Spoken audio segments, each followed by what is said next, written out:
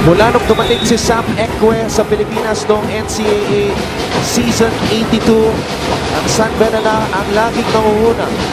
Papasok sa Final Four ng pinakaunang liga para sa mga estudyanteng atleta ng Pilipinas. 10 straight years. Nagtapos bilang number 1 seed ang San Beda sa dulo ng elimination round, and that streak is going to be put on the line as we are set to begin the fourth quarter. It is Arellano versus San Beda. Maraming salamat muli sa inyong panonood ng Ton Ross along with Coach Mix Bustos, and Siege Tanteco completes our broadcast team on this Friday. Gumaru missing on the first shot. Salado and Halalo not starting the fourth mix. Well, Coach Jerry wants to see a different look. The same guys who finished the third quarter, just to get the spark in. And Nichols was forcing Robert Bolick to go right, and that is Robert Bolick's strong side. So, very interesting tactic by Zach Nichols, pero nakabawi naman si Zach, knocking down that triple. Well, finally, Zach Nichols gets on the board. 1 out of 4 for him. It just really depends on Coach Jerry Codinera kung anong ang kanyang gustong emphasis, offensa ba o depensa ba. But with Zach Nichols on the court, it looks like he really wants to push the tempo on offense. Ayan na, nag-adjust na si Zach Nichols, forcing Bolick to drive left. Here's Ariel Aguilar. Oh, Cañete was not ready for that pass. This is an interesting lineup. We have Cadavis, Ariel Aguilar, Michael Cañete, Donald Gumaru, and Nichols on the floor for Arellano to start the fourth. Well, Zach Nichols kind of frustrated right there na hindi napasa yung bola agad sa kanya. Siyempre, medyo he's coming into the momentum, he's just building it up. Gumaru has to come up big again in the fourth para sa kanyang kubunan. Adamos, binigay kay Bolick. Bolick to Davon Potts. Well, not good on transition defense right there on the part of Arellano. So when Donald Gumaru made that shot, hindi sila bumaba kaagad dito. Pababa ng depensa, or excuse me, when Donald Gumaru attempted that shot. This is one of the best offensive lineups actually para sa mga Red Lions. You have an attack-oriented backcourt in Bolick and Potts. The best shooter in the league in AC Soberano, JV Bocon, and Ben Adamos there. Well, recognizing this lineup, syempre for Coach Jerry Codinera, medyo kailangan mo rin tapatan yun. And true enough, papasok na nga dito si Giovanni Halalon and Lervin Flores. Bolick to Potts. You see those two guys filling the lanes on the fast break. The Red Lions are very deadly.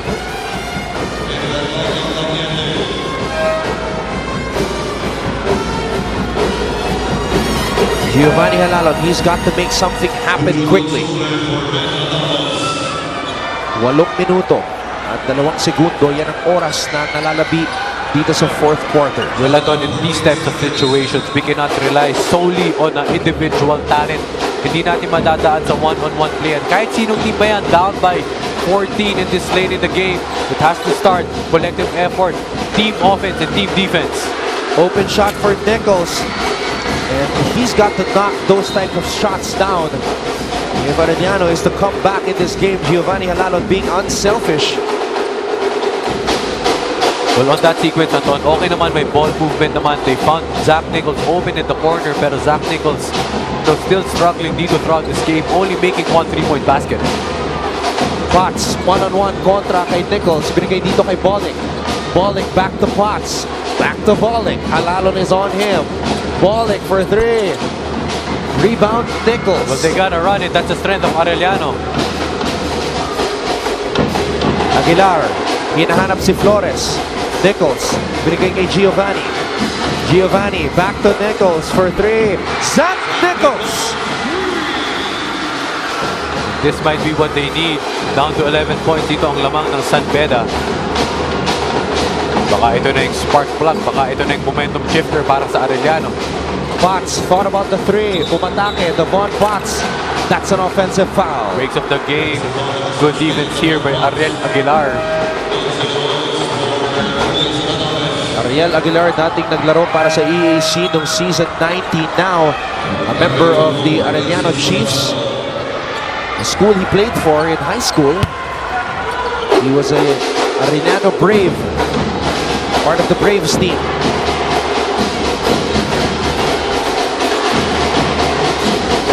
Holtz, binigay kay Giovanni. Aguilar, umatake, natapik ang bola. 2-on-1 fast break. Tonko with a fake, fouled by Giovanni. Well, he had to take that foul itong si Giovanni Halalon kasi wala na namang bumaba sa depensa dito para sa Arellano. And a good foul for him. Sabi niya, earn those 2 points, Raj Tonko.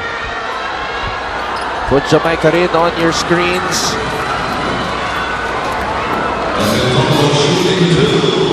He's coached a lot of these players in the youth team. Kasama na dyan si Dan Sara, Tonko as well, dating youth team member.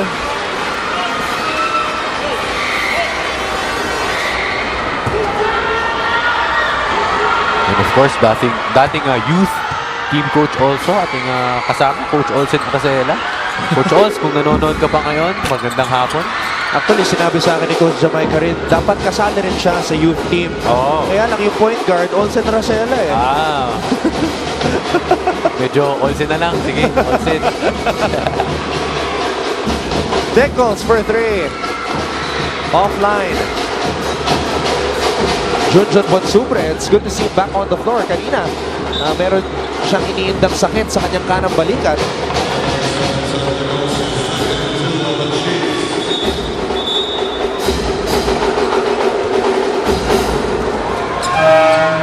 And Cancelado returning to the game as Ariel Aguilar checks out. The coach Jericho Dinera choosing to stick with Zach Nichols. The last few attempts para dito sa Arellano came from him. Na 2 out of 7 dito si Zach Nichols sa ating ballgame. Mocon with a hop step, fake. And if San Beda is to come out successful here today, JV Mocon will be very crucial. He has been a steady presence as a big man para sa Red Lions. Well, true praise, and Coach Jericho Denier has a lot of praise for this kid. Ito si JV Mocon. Reminds him, you know, the second coming of Nico Salva. Ah, wow. May stretch 4, may game sa ilalim, may poste sa ilalim, may jump shot. Very active in all parts of the court. Nico Salva, yes. former Red Cup also. Former Finals MVP right now. Double-double siya ngayon sa ating laro. Salado. Binigay kay Nichols. Back to Salado. Holtz. Hands it off to Giovanni. 81-68 ang ating talaan. Lamang ang Red Lions. Nichols steps back for 3. Zach Nichols. Pure confidence on that shot. Ito na nga yung sugal ni Coach Jericho Deniera, choosing to stick with Zach Nichols in, a volume shooter. Pero ngayon, he needs this more than ever. Only 10 points ang kailangan habulin dito ng Arellano Chiefs. Nakatatlong tres na sa fourth quarter si Zach Nichols. Here's Halalon. Thought about the 3. Binigay kay Salado. Halalon puts one up over Bonsubre. Giovanni Halalon. 6-0 blast para dito sa Arellano, and just like that, nabuhayan na naman ng Arellano faithful, deep back down to 7. That was the first 3-point basket para kay Giovanni Halalon dito sa laban na to. A steal by Salado. A steal by Kentoy Salado. 8-0 blast, 8-0 run, and just like that, we're only down to 5. Nabuhayan na ulit. Nabuhayan na talaga ng tuluyan dito ang Arellano Chiefs. Davon Potts nakalusot. Mr. Fourth Quarter is at it again. That Cali swag by Devon Potts. But just when you need him the most. 18 points para kay Davon. Halalon, top of the key 3. That was a heat check. That's okay. Heat check para kay Giovanni Halalon, but they have to do a better job on defense. And for San Beda, just to remain poised. Robert Bolick, JV Mocon with the rebound and the putback. Just when you said it, Anton, napakalaking bagay talaga ni JV Mocon dito para sa San Beda, providing those instant buckets, those second chance points para dito sa San Beda Red Lions. Potts was daring Salado to shoot. He decides to fire one. Halos hindi na tumalon si Kentoy Salado, but he knocked down a triple. Wow! Woo! Sabi ni Kentoy Salado, sige, titira ako. Sabi mo eh. Raj Tonko with the basketball. Raj Tonko, nakawala. Binigay kay Boling. 10 segundo. Nalalabi sa shot clock. Mocon. Short stop is good for JV Mocon. 4 straight buckets para dito kay JV Mocon. Walang challenge siya kanya doon sa depensa. Nahuli yung depensa na doon as Lervin Flores. He was forced just to look at that bucket para kay JV Mocon. Let's go quickly now to Siege Tanteco. Siege? Yes, Anton, nakita niyo kanina na si Dan Sara iniinda ang kanyang bewang at ngayon naka-bench na siya. Alam niyo kwento niya, sumasakit pa daw ito even before their perpetual game kaya daw hindi siya nakapag-start noong larong ito. Gayon pa man, ang kanyang kumpiyansa at ang kanyang loob para lumaban sa kanilang susunod na laro. Lalo na as the only graduating player, malaki ang pressure na kanyang pinadala. Pero way before the season started, I already asked him, how excited are you for this season? Ang sabi niya, gigil na ako makuha ang championship. Back to you, Anton. Sinabi nga ni Dan sa akin before the start of the season, meron siyang sariling hashtag. Hashtag ng buong team, Redemption. Masakit yung naging pagkatalo nila kontra sa Letradong nakaraang taon. And that pain will be erased by reclaiming the championship dito sa season 92. Pero pinapahirapan sila ng Arellano University. 87-79 ang ating talaan. Red Lions still on top. Halalon has the basketball. He wants a clear out. Halalon, binigay kay Nichols. Nichols back to Giovanni. Giovanni inside to Cadavis. Short stab. Kapos. Tapi ka ng bola mapupunta kay Robert Bolick.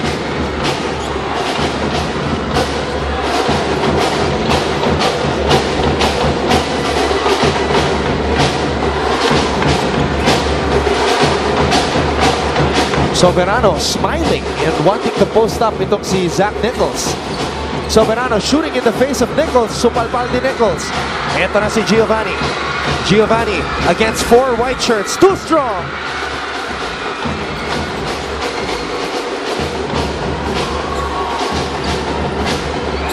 Huling 2 minuto. At Damos fouled by Salado. Where was the D of Arellano University?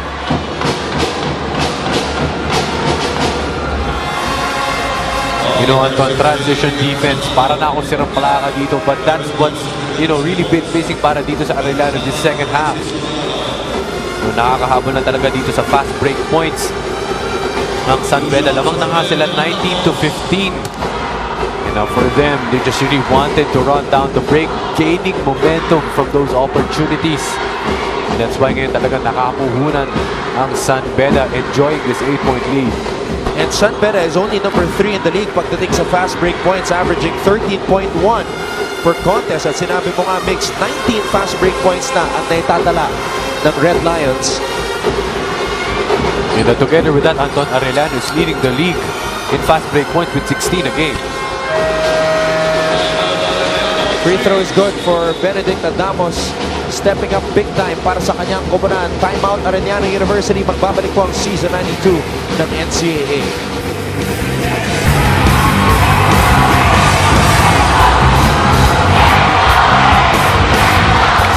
A minute and 59. Yan ang oras na natitira dito sa ating bakbakan. Arellano versus San Beda. San Beda hoping to stay afloat and preserve this victory para magkaroon ng playoff sa darating na Martes. Nasabi mo nga, Anton, the past 3 seasons, or the past 2 seasons rather, nagkaroon tayo ng playoff for number 1. Noong season 90, it was Arellano against San Beda. Last year naman, it was Letran kontra sa Red Lions. And for both occasions, for the last 10 years, number 1 to end the elimination round itong San Beda Red Lions from Mendiola.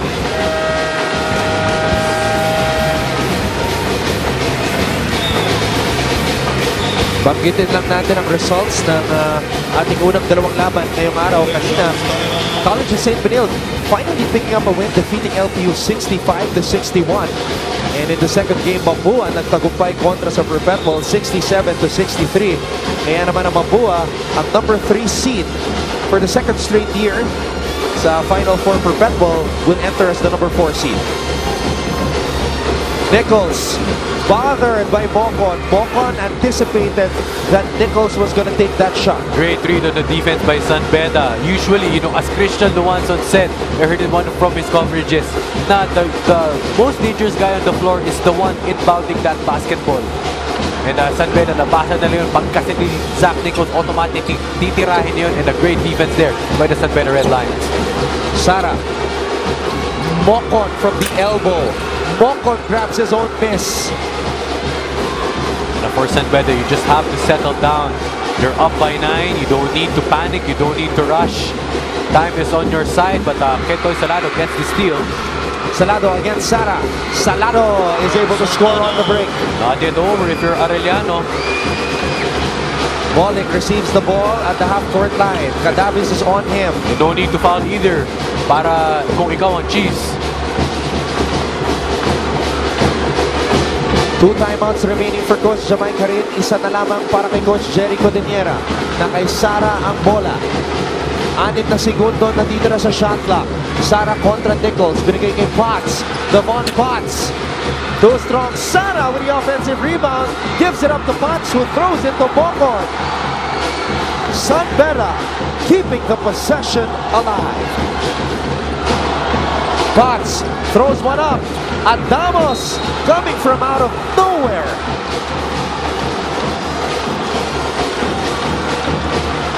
Well, that was pure determination and heart by the San Beda Red Lions. No explanations needed. Keeping that ball alive, they knew that possession was very important to them. 2 straight possessions ang mapupunta dito sa San Beda Red Lions. And Ben Adamos can seal the deal right here with his 2 free throws. What a game for Ben Adamos. Perhaps that was the most important rebound of his young NCAA career as the Red Lions hope to preserve this decade-long streak of finishing the elimination round as the number 1 seed. Well, Anton, remind lang natin lahat ng ating NCAA fans. If San Beda wins today, we will have a playoff for the number 1 spot sa Martes, September 27. Dahil parehas nga ang Arellano at San Beda lamang po 14-4 kung sakasakaling pasok ng San Beda itong laro. Giovanni Halalon missing on that triple. It's been a tough afternoon for Giovanni as Adamos will put the nail on the coffin. Exclamation point, Ben Adamos. Ever since the loss of Donald Tangwa, he has provided that spark. He has provided that presence with his young NCAA career, Ben Adamos. Averaging only 4 points a game. Napakalaking bagay niya talaga para sa opensa at depensa ni Coach Jamay Karin. At opisyal na po, nagtagumpay ang San Beda College kontra sa Arellano University. The final score 91-81 at magkakaroon po tayo ng playoff for the number 1 spot sa pagitan ng dalawang kupunan na ito sa darating na Martes. We'll be back to put the finishing touches on this win by the Red Lions.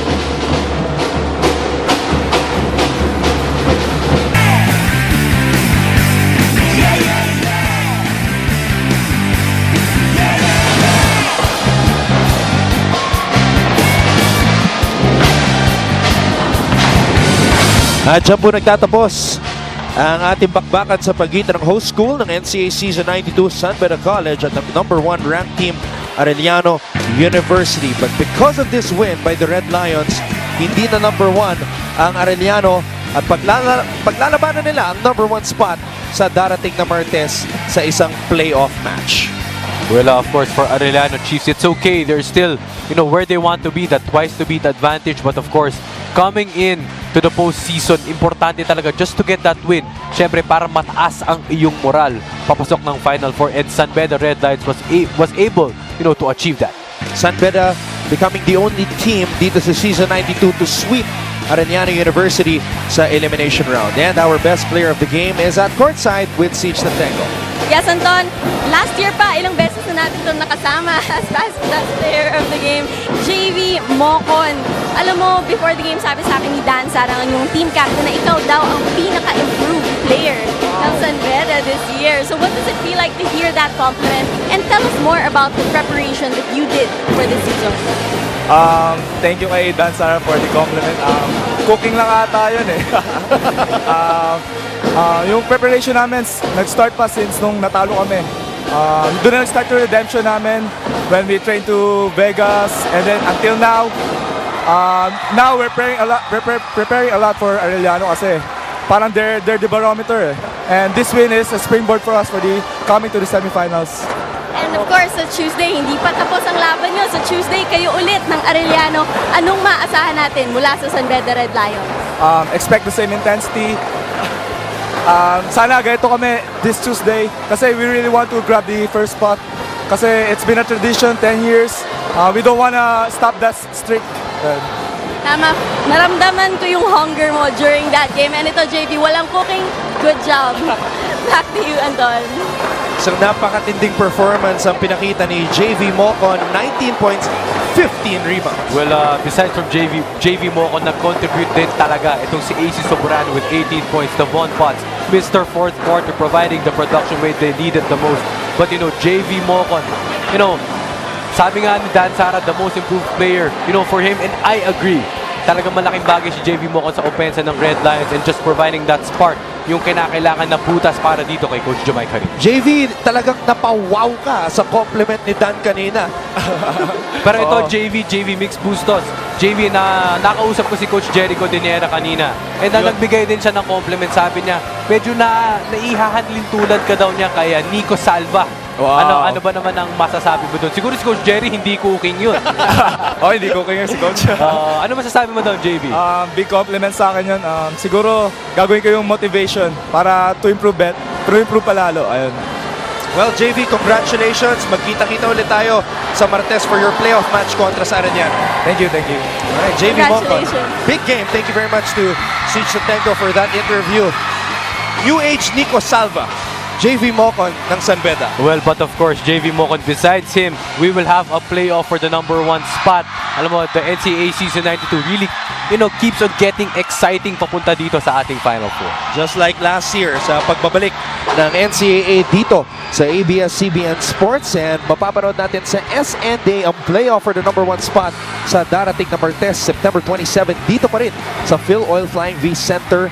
Pareho ang kanilang kartada, 14-4 Arellano and San Beda going at it again. Well, of course, on Tuesday, 3:45 p.m. Dito po yan sa Phil Oil Flying V Center sa San Juan. Of course, the third Encanto para dito sa Arellano and San Beda. You know, will we see, you know, a revenge para dito sa Arellano, or will San Beda regain that top spot to again be the #1 players dito sa ating end of elimination sa ating Season 92?